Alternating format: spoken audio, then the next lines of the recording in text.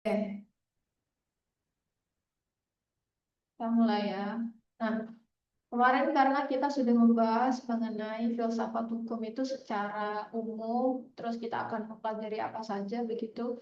Nah, ini kita beranjak kepada materi filsafat dan berfilsafat. Apa itu filsafat, pengertiannya, terus kemudian bagaimana para tokoh itu mendefinisikan filsafat, dan apa itu berfilsafat. Apakah filsafat dan berfilsafat itu adalah suatu hal yang sama atau berbeda, dan kita akan kupas di situ.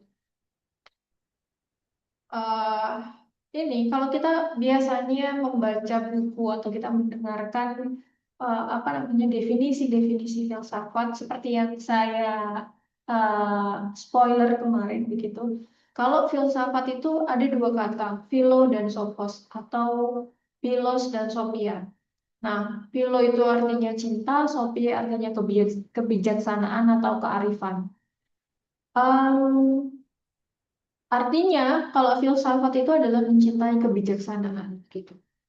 Maaf ya, mahasiswa, soalnya saya record di Zoom, jadi saya off cam di Meet-nya. Terus kemudian, ya. Nah, disinilah kita akan apa namanya belajar berfilsafat. Apa itu berfilsafat? Berfilsafat itu sebetulnya adalah upaya untuk mempelajari sekaligus mengungkapkan penggambaran manusia secara mendasar. Nah, objek filsafat itu ada materi dan ada forma. Objek materi itu seringkali disebut sebagai segala sesuatu yang bahkan yang mungkin ada. Nah, filsafat itu dia pada dasarnya mempelajari apa saja yang menjadi isi dari alam semesta.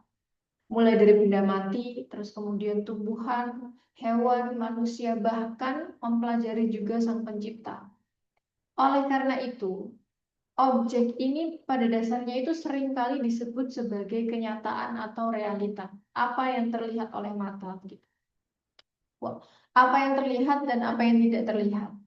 Nah, kalau kita berobjekkan forma, filsafat itu tujuannya untuk mempelajari secara fragmental, menurut bagian dan jenisnya, secara integral, gitu ya.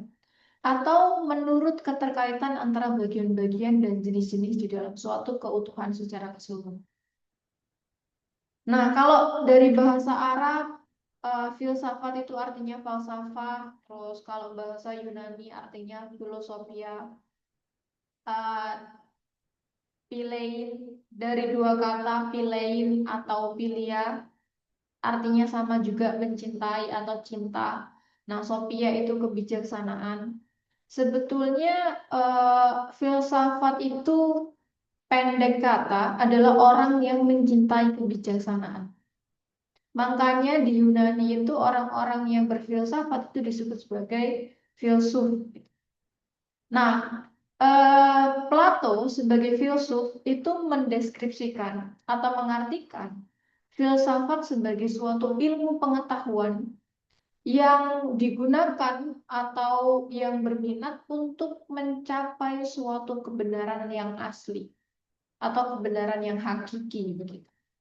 Nah, Aristoteles dia mengartikan filsafat itu sebagai suatu ilmu pengetahuan yang di dalamnya tidak hanya ilmu pengetahuan, tapi harus ada kebenaran. Baik itu yang mengandung ilmu secara metafisika, logika, retorika, etika, ekonomi, politik, dan estetika, gitu, dan lain-lain. Tapi, kalau kita berbicara filsafat, di sisi lain, filsafat itu juga diartikan sebagai the love of wisdom atau cinta kebijaksanaan tadi. Nah, pengertian ini itu menimbulkan suatu pertanyaan. Yang pertanyaan itu butuh dijelaskan dan butuh dikaji secara mendalam. Apa sih kriteria dari kebijaksanaan itu? Kebijaksanaan atau wisdom tadi itu, apa yang disebut sebagai kebijaksanaan itu? Atau apa yang terkandung di dalam suatu kebijaksanaan itu? Nah, untuk mengetahui itu, kita sebagai manusia atau sebagai orang yang mempelajari filsafat memerlukan suatu pengetahuan khusus yang memiliki hubungan dengan hal-hal tersebut, yaitu adalah sesuatu yang saintifik. Atau kalau misalnya eh, para pemikir Yunani kuno itu, kebijaksanaan itu diartikan atau dekat sekali, erat sekali kaitannya dengan hal-hal yang eh, diciptakan oleh Sang Pencipta gitu. Misalnya matahari, bulan, bintang gitu, atau berhubungan dengan benda hidup yang eksistensinya itu dapat diketahui. Nah, oleh karena itu, mereka itu menamakan dirinya dengan istilah cinta akan kebijaksanaan gitu. Nah, filsafat pada dasarnya dia tuh selalu berkaitan dengan persoalan mencari pengertian dan pengalaman yang signifikan dari manusia itu sendiri. Berdasarkan apa? Berdasarkan pada cakupan luasnya fakta-fakta serta pengaruh dari ilmu pengetahuan itu sendiri. Nah, alasan itu yang menyebabkan kemudian filsafat itu selalu berusaha untuk mencari hubungan antara nilai-nilai, yang nilai-nilai itu harus punya tujuan, punya ide yang berbeda dari satu sama lain. Tujuannya untuk apa? Tujuannya adalah untuk ditemukan suatu kebenaran. Jadi titik utamanya adalah mencari kebenaran tertentu atau kebenaran yang paling hakiki begitu. Nah, interpretasi soal filosofis ini dalam mencari pengertian pengalaman manusia, terus kemudian tipe pengetahuan itu berbeda. Dan tentu prosesnya itu mengarah kepada suatu analisis atau pengertian yang isinya nanti berupa konsep, berupa prinsip, berupa kepercayaan, begitu, yang di dalamnya itu mengandung ide-ide. Nah, hal inilah kemudian itu para pemikir filosofis menampilkan fungsi analitisnya, bahwa mereka selalu berhadapan pada tugas untuk mengklarifikasi atau untuk mengkritisi metode-metode yang fundamental. Aturan-aturan, terus prosedur-prosedur, standar-standar, norma-norma, secara keseluruhan yang di dalamnya itu tertuang secara teoritis atau tertulis atau ada teorinya begitu. Makanya kita mempelajari filsafat hukum. Nah, berawal dari itu dulu kita harus mengerti apa itu filsafat, sehingga kita mahasiswa hukum juga perlu mempelajari filsafat itu dalam ranah hukum. Nah, kalau berbicara mengenai kebenaran filosofis, ya, kalau kita berbicara mengenai kebenaran filosofis ya, menurut Ewing ada 3 kriteria. Ada correspondence teori, ada coherence teori, sama ada pragmatis teori. Nanti di sesi selanjutnya kita akan bahas lebih detail begitu ya, apa artinya itu. Nah, untuk memasuki ranah filsafat ini sebenarnya adalah suatu hal yang sangat menantang begitu ya, karena identik dengan pengembaraan yang tiada henti. Nah, kita mempelajari filsafat itu sebetulnya eh, tidak cukup hanya berupa fakta-fakta atau menghafal gitu, tapi kita juga harus memahami tentang hakikat filsafat itu sendiri, yang nanti itu disebut sebagai tindakan berfilsafat. Nah, berfilsafat itu artinya menyusun atau mempertahankan keyakinan seseorang dengan menggunakan argumentasi rasional. Makanya penting untuk mahasiswa hukum belajar filsafat adalah tujuannya dapat berfilsafat itu tadi, mencari kebenaran secara hakiki dan mempertahankan keyakinan itu berdasarkan argumentasi yang rasional. Apa argumentasi yang rasional itu? Argumentasi yang dapat diperdebatkan dan dapat diuji kebenarannya secara ilmiah. Misalnya ini ada contohnya. Perbuatan korupsi terus kemudian oleh filsafat itu tidak dipertanyakan atau dianalisis mengenai berapa kerugiannya secara ekonomi. Tapi perbuatannya itu melanggar peraturan perundang-undangan apa? Bagaimana prosedur pembuktiannya dan lain sebagainya.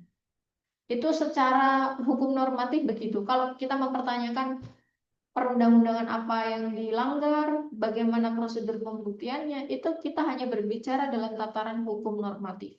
Apa itu hukum normatif? Hukum normatif adalah hukum yang tertuang dalam suatu peraturan perundang-undangan atau yang ada secara tertulis.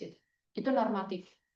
Intinya itu hanya berbicara kepada tataran undang-undang secara tertulis atau ada hukumnya, itu normatif. Nah, kalau filsafat, dia tidak hanya mempertanyakan itu, tapi dia mempertanyakan misalnya soal bagaimana korupsi itu bisa terjadi, apakah ada campur tangan eksternal. Kalau ini kita pakai contoh Friedrich Nietzsche ya, itu salah satu tokoh. Korupsi sebagai bentuk konkret dari kehendak untuk berkuasa. Nah, ada keinginan dari seorang individu atau ada keinginan dari suatu pribadi untuk menguasai sesuatu atau the will to power. Biasanya kejahatan itu identik dengan kekuasaan. Terus kemudian korupsi sebagai bentuk konkret dari perburuan kenikmatan yang khas manusia. Itu Marquez de Sade bilang begitu. Terus korupsi sebagai bentuk konkret dari sisi hewani manusia atau pemakan Homo hominilipus. Terus kemudian korupsi sebagai bentuk dari ketidakpekaan terhadap kejahatan oleh Hannah Arendt. Itu disebut sebagai banalitas kejahatan. Nah, sepertinya nanti menarik kalau kita bahas uh, beberapa tokoh ini untuk melihat pemikiran mereka dalam filsafat itu sendiri. Dan kemudian kita analisis dengan kasus-kasus yang terjadi sekarang. Saya kasih contoh misalnya pemikiran Hannah Arendt begitu ya. Ada satu buku itu namanya buku riwayat riwayat terkubur, baru terbit tahun 2024, diterjemahkan oleh Martin Giri. Isinya membahas soal sejarah dan penulisnya adalah John Rosa. Bisa dicari di Google. Kalau yang ada di Google Book itu dia berbahasa Inggris, tapi kalau mau yang berbahasa Indonesia itu beli textbooknya. Bukunya itu berbicara soal sejarah 6566 dan peristiwa pembunuhan massal di Indonesia. Tetapi yang menarik dari analisisnya John Rosa ini, dia itu tidak serta-merta menuliskan peristiwa sejarah itu berdasarkan alur kronologis dan fakta-fakta sejarah. Tapi dia juga menganalisis dengan teorinya Hannah Arendt ini, bahwa sejarah 65, sejarah 66 itu terjadi karena ada analisis yang menganggap bahwa peristiwa pembunuhan orang-orang yang dicap dalam tanda kutip ya, yang dicap sebagai PKI pada zaman itu adalah suatu kelaziman. Nah, waktu itu kan ada pecahan gitu kan antara militer dan PKI begitu kan. Terus kemudian analisisnya adalah bahwa proses pembunuhan itu adalah suatu banal. Banal itu artinya sudah tidak peka atau tidak punya perasaan atau sudah kebal begitu. Jadi banalitas kejahatan itu menurut Hannah Arendt itu ketika seseorang melakukan pembunuhan itu dia membenarkan pembunuhan itu sebagai suatu legitimasi atau pembenaran terhadap pembunuhan itu. Begitu. Jadi analisisnya, kalau kita bicara soal filsafat ya, proses pembunuhan itu tidak serta-merta berhenti kepada proses matinya orang gitu. Tapi dianalisis lagi, kenapa dia bisa mati gitu. Kenapa orang itu bisa tega membunuh orang lain? Apa latar belakangnya? Latar belakang sosialnya, latar belakang politiknya, latar belakang psikologis pelakunya begitu. Nah, filsafat itu mendetailkan peristiwa itu, mempertanyakan hal-hal secara mendalam untuk mencari kebenaran. Oke, itu agak jauh begitu ya kita bicara sejarah, tapi ini jadi contoh konkret untuk melihat bagaimana filsafat itu, bagaimana teori filsafat yang digaungkan oleh beberapa tokoh itu ternyata relevan dengan kejadian-kejadian atau peristiwa-peristiwa yang ada di Indonesia. Bisa baca buku itu, uh, judulnya Riwayat Terkubur. Terus kemudian kalau kita memahami mengenai filsafat, apa sih filsafat itu? Filsafat adalah, permasalahan filsafat itu, filsafat mengandung permasalahan filsafat yang di dalamnya dia memuat mengenai pertanyaan-pertanyaan yang isinya adalah mempertanyakan mengenai makna, mengenai kebenaran, dan mengenai hubungan logis antara ide-ide dasar yang itu tidak dapat dipecahkan oleh ilmu pengetahuan empiris. Jadi eh, kita berbicara soal pencarian kebenaran atau pencarian makna itu tidak serta-merta bisa dijawab secara langsung oleh empirisme atau kenyataan di lapangan. Tapi perlu digali secara mendalam bahwa eh, apa namanya peristiwa empirisme secara langsung itu perlu dianalisis bagaimana kejadian itu bisa berlangsung atau sebelum peristiwa empiris itu berlangsung atau apa yang terjadi di balik peristiwa empiris tersebut. Begitu. Nah, masalah empiris ini sebetulnya adalah masalah yang dapat dipecahkan oleh pengalaman, baik secara langsung melalui pengamatan maupun secara tidak langsung melalui eksperimen. Tetapi teori filsafat itu tidak bermaksud menjelaskan mengapa proses-proses alam atau sosial itu terjadi seperti itu atau seperti ini. Nah, di dalam filsafat yang paling penting itu, dia itu menyelesaikan persoalan dan menemukan kebenaran mengenai apa? Alasan-alasan terbaik untuk menerima atau menolak sebuah pernyataan. Filsafat itu dia itu sangat menurut saya pribadi ya dia memang sangat abstrak, tetapi kalau kita mencoba belajar dan memahami, dia itu akan sangat dekat dengan kehidupan kita sehari-hari karena dia sangat abstrak dan sedikit sulit dipelajari begitu ya untuk yang baru menyentuh filsafat. Maka dari itu belajar filsafat itu butuh apa ya?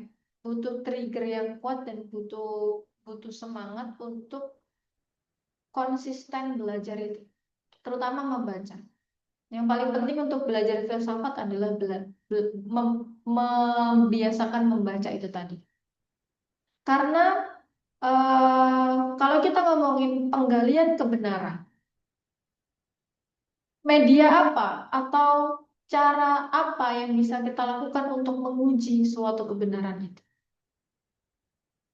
Kalau permasalahan filsafat tidak dapat dipecahkan melalui ilmu pengetahuan empiris, maka dia juga butuh basis ilmu pengetahuan teoritis.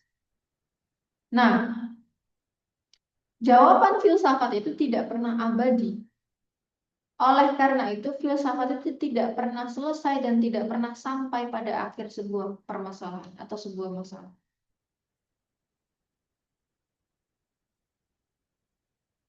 Ini yang saya sebutkan tadi. Banyak yang masih percaya atau banyak yang masih meyakini bahwa filsafat itu adalah sesuatu hal yang menyesatkan, tidak ada gunanya.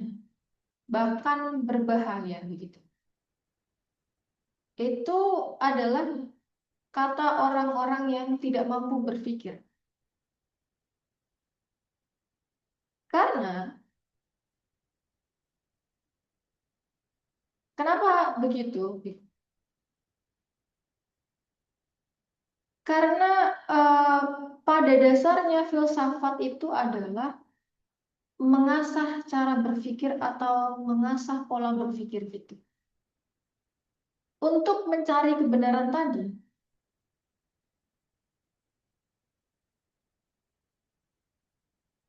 Nah, kenapa filsafat itu tanpa ribet, tanpa ruwet begitu ya? Karena memang dia itu tujuannya adalah mengurai atau menjelaskan hal-hal yang kusut di kepala kita agar eh, benang kusut itu bisa dipilah satu persatu untuk suatu kejelasan gitu. Kalau kawan-kawan bisa membayangkan, pasti muncul apa ya gambar yang berpikir terus kemudian benang kusut itu loh. Nah, seperti itu sebetulnya filsafat. Tetapi memang dia tujuannya adalah untuk mengurai benang kusut yang ada di kepala kita tadi. Nah,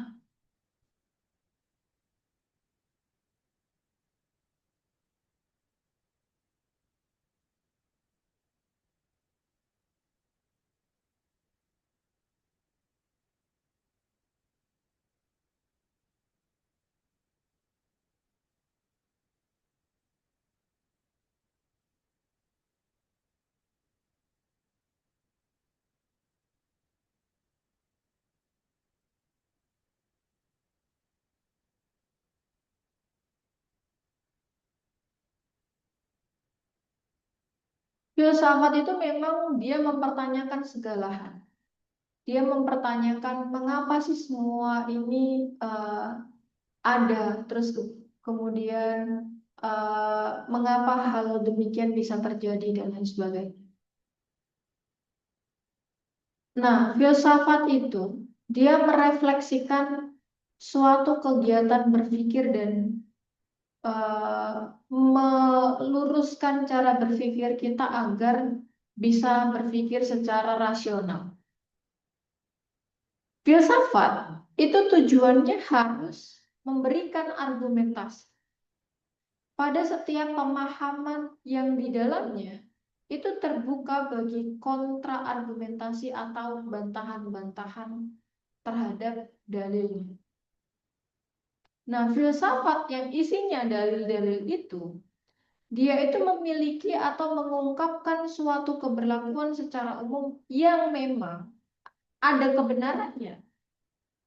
Tetapi itu yang kemudian membuat filsafat itu menjadi lebih bermakna sebagai suatu perwujudan usaha untuk mencintai kebenaran. Ada tapinya, tapi hal ini tuh hanya berlaku sampai ada bukti lain yang berlawanan, yaitu ketika ada argumentasi rasional yang membantah kebenaran tersebut. Yang kemudian itu dapat dibantah lagi oleh suatu argumen rasional berdasarkan suatu kebenaran. Kalau kita contohnya begini, dulu itu manusia menganggap bahwa bumi datar, gitu kan. Terus mereka meyakini bahwa itu adalah sebagai suatu kebenaran. Sampai ada teori bumi bulat atau bumi berputar begitu. Mereka meyakini bahwa itu sebagai suatu kebenaran. Terus ada lagi yang membantah atau mengcounter dengan teori lain gitu, bahwa bumi ini adalah sebidang tanah begitu. Ada lagi yang mengcounter. Jadi filsafat itu memang begitu. Dia suatu kebenaran yang tidak ada habisnya. Jadi uh, di satu sisi pada saat itu dia merupakan kebenaran, tapi di, di lain waktu dia merupakan suatu kebenaran yang lain. Nah, sebagai upaya untuk mencari kebenaran, maka seseorang itu harus berpikir. Berpikir yang bagaimana? Berpikir secara radikal. Kenapa? Karena berfilsafat itu adalah berpikir secara radikal, yaitu berpikir sampai ke akar masalah atau sampai mendalam, sampai ke akar-akarnya. Bahkan melewati batasan fisik yang ada atau pengembaraan di luar sesuatu yang fisik. Nah, berfilsafat itu dia tidak dapat dikatakan sebagai proses berpikir dalam tahap mencari hakikat makna gitu ya dari sesuatu. Nah, dalam berfilsafat, proses pencarian dan menemukan kebenaran itu bukan hanya untuk memperlihatkan suatu suatu penampakan semata, tetapi lebih dari itu untuk menelusuri sesuatu yang jauh di balik penampakan itu. Maksudnya apa? Terus untuk menentukan sesuatu yang disebut nilai dari realitas itu.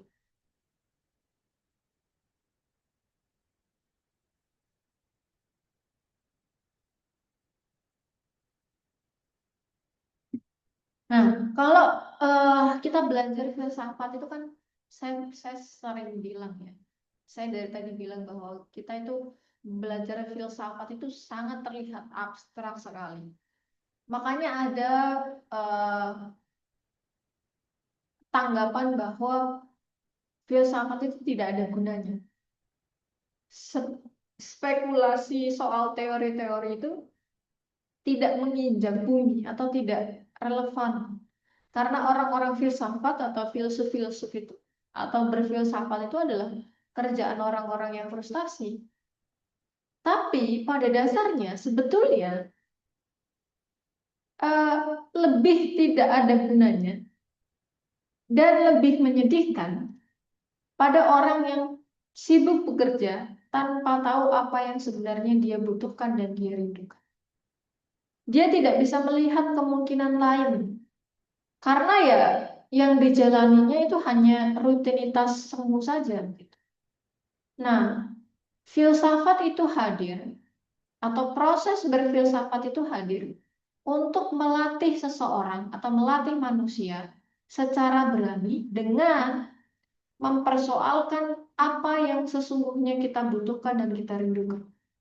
Apa tujuan hidup dan apa tujuan kita bekerja? Mana yang lebih penting dari hidup sukses atau hidup lebih bermakna? Contohnya begini, misalnya saya kerja di korporat atau kerja kantoran begitu ya. Berangkat jam 8 pagi, pulang jam 5 sore.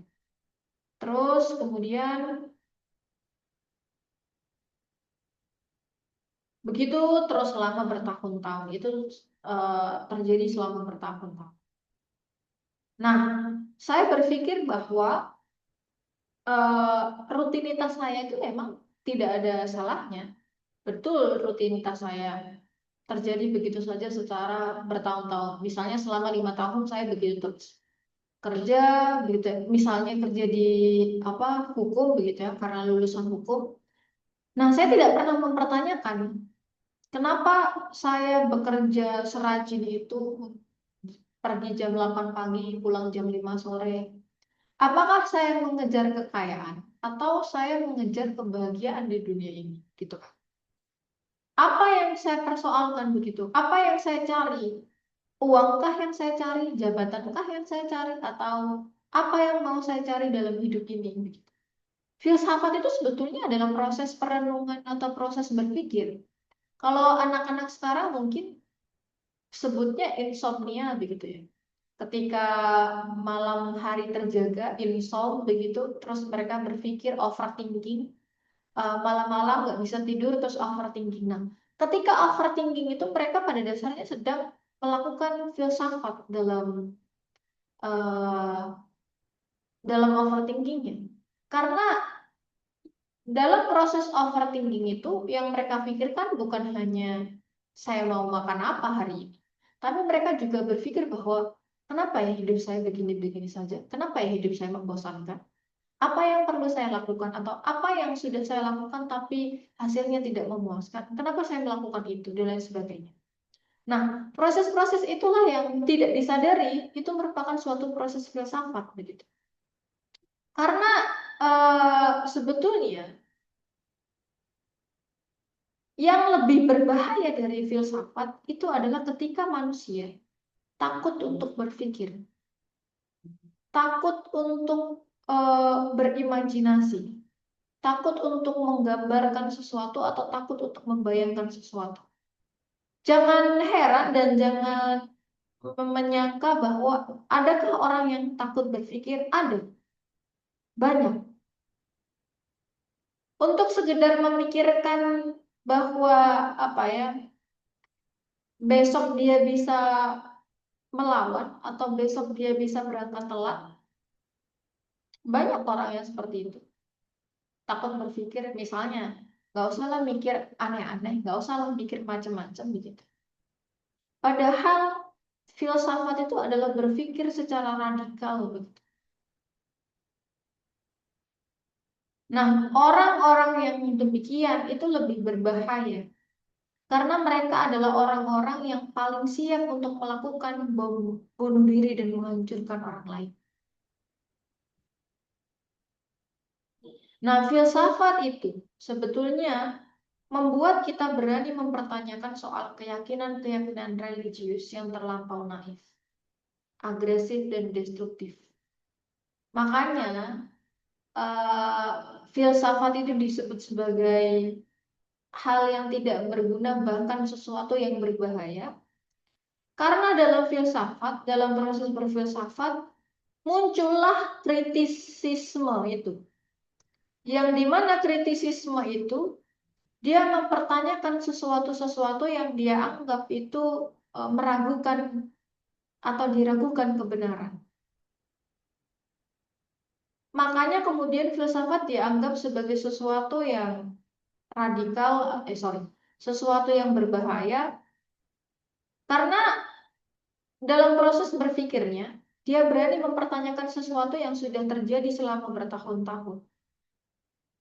Dan dia mempertanyakan kebenaran itu. Misalnya ya, ada satu slogan bahwa kebiasaan belum tentu benar, yang benar harus dibiasakan.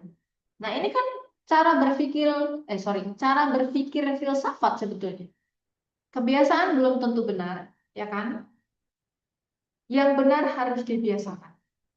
Nah, ketika orang sudah terbiasa dalam budayanya, sudah terbiasa dalam kesehariannya, dia tidak mampu mempertanyakan kebiasaan itu, apakah kebiasaan itu adalah suatu kebenaran atau tidak gitu.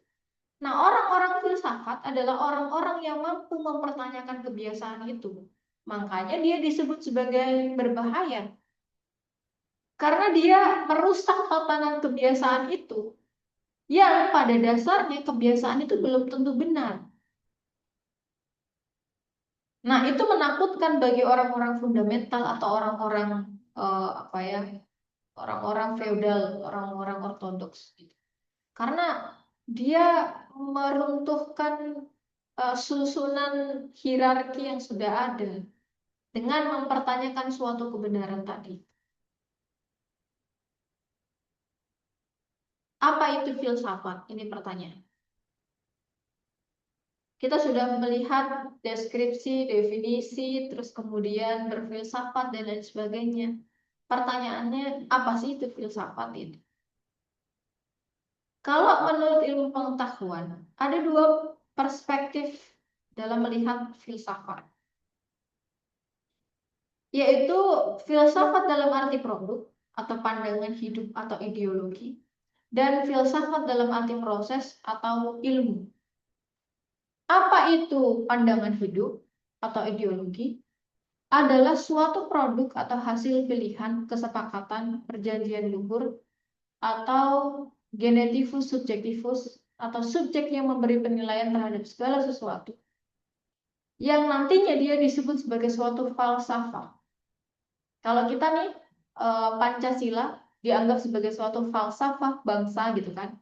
Karena Pancasila lahir dari kesepakatan bersama, lahir dari perjanjian luhur para pendahulu pada zaman itu, begitu kan. Makanya Pancasila dijadikan sebagai suatu pandangan hidup bangsa kita. Itu. Baik itu pandangan individu, pandangan masyarakat, bangsa maupun negara.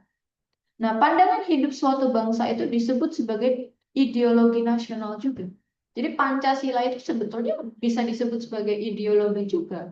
Ideologi bangsa, karena dia berangkat dari perjanjian luhur dan pandangan hidup tadi. Nah, itulah disebut sebagai ideologi negara. Nah, terus yang kedua adalah ilmu. Ilmu dalam filsafat itu diartikan sebagai suatu proses yang memiliki objek, metode, sistematika tertentu yang sifatnya universal. Tujuannya apa? Tujuannya adalah mencari hakikat kebenaran sesuatu dengan cara berpikir sedalam-dalamnya. Yang saya ceritakan tadi contohnya kebiasaan belum tentu benar.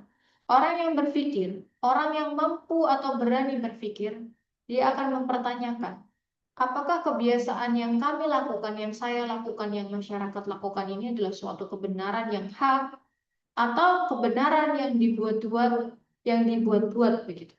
Jadi eh, dia mempelajari itu sebagai suatu ilmu.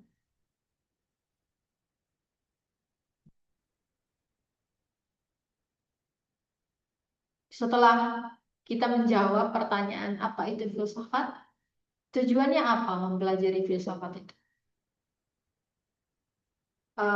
Kalau di sini ada mandiri secara intelektual, kebebasan intelektual, kemudian mengetahui bermacam teori, kemampuan untuk memberikan penilaian kritis, kemiskinan imajinasi yang mematikan, terus membentuk pemikiran dan siap.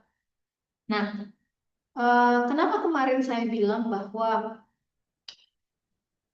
saya melarang di kelas ini untuk mengatakan dua hal. Kemarin saya baru bilang satu hal, dilarang mengatakan izin, dan sekarang saya tambahi, dilarang mengatakan siap. Jadi pilih kata lain selain izin dan siap. Kenapa saya larang itu? Kemarin saya jelaskan soal izin begitu ya. Kita ini dalam ranah pendidikan begitu, kebebasan intelektual. Saya sangat menjunjung kebebasan intelektual.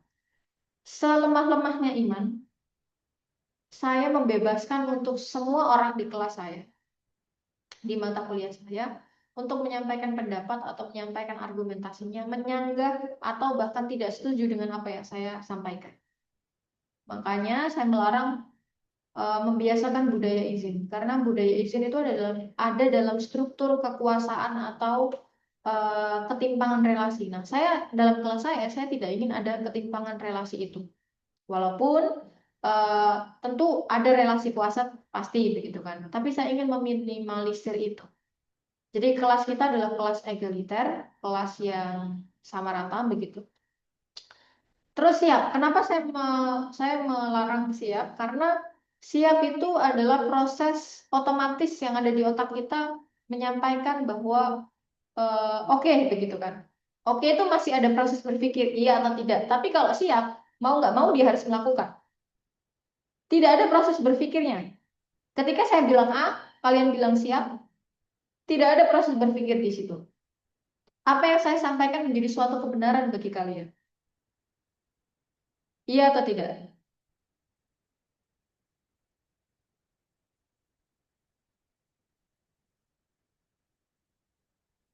Nah, di filsafat ini nyambung dengan apa yang saya sampaikan bahwa ketika orang memahami atau belajar filsafat, dia akan menguji soal-soal kebenaran itu. Dia akan menguji apa yang misalnya apa yang saya sampaikan. Kalian menguji apakah kalian bisa melaksanakan. Misalnya begini. eh, Kelas dimulai jam 4, kalian kira-kira setuju atau tidak, atau bagaimana, keberatan atau tidak? Oke, siap Bu, gitu kan. Jangan oke, siap Bu, gitu kan. Ketika bilang siap, berarti kan kalian menyetujui apa yang saya sampaikan per sekian detik kan. Tapi kalau masih mikir sebentar Bu, atau misalnya apa alasan apa, itu kan udah proses berpikir itu. Nah, di dalam budaya militerisme, kata izin dan kata siap itu adalah suatu keharusan karena mereka tidak boleh berpikir. Nah, sedangkan kita yang ada di dunia akademik ini diharuskan untuk berpikir. Makanya dua hal itu tidak relevan apabila dimasukkan dalam dunia akademik gitu. Karena kita belajar berpikir, belajar mempertanyakan sesuatu. Nah, maka dari itu untuk belajar filsafat, haram hukumnya mengatakan dua hal itu, izin dan siap. Karena kita tidak sedang latihan militerisme dan kalian diharuskan untuk berpikir. Begitu. Oke, karena filsafat, jadi harus memiliki kemampuan untuk memberikan penilaian yang kritis, walaupun kepada saya pribadi. Nah, eh saya coba.